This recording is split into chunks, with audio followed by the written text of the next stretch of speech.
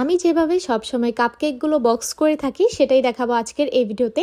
তো কাপকেকের জন্য প্রথমেই আমি এরকম দোকান থেকে কাপকেকের জন্য বক্স যেগুলো পাওয়া যায় সেগুলো কিনে আনি। তো এখানে দেখেন বক্সের মধ্যে প্রথমেই কিন্তু একটা গোল গোল যেই আমরা কাপকেকটা বসাবো ওইরকম একটা কাগজ থাকে, সেটাকে আমরা ফোল্ড করে নিব এভাবে করে।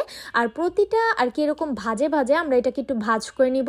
এই যে দেখেন এখানে কিন্তু দাগগুলো টেনে দেওয়াই আছে, সেগুলো বরাবর শুধুমাত্র আমি একটু ফোল্ড করে নিয়েছি।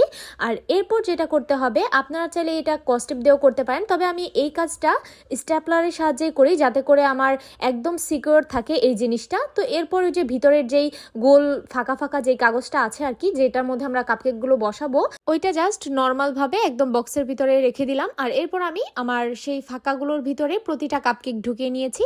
আর এই যে দেখেন এরপর বক্সের ঢাকনাটা লাগিয়ে আমি চারপাশ দিয়ে ট্যাপ লাগিয়ে দিচ্ছি এভাবে করে, যাতে করে একদম সেফলি এটা ডেলিভারি হয়। আর এইভাবে সুন্দর করে কাপকেকগুলো ডেলিভারি করলে আপনাদের কিন্তু কোনোভাবেই কেক নষ্ট হওয়ার কোনো চান্স থাকবে না। আশা করছি এই ভিডিওটা আপনাদের উপকারে আসবে। সবাই ভালো থাকবেন। আল্লাহ হাফিজ।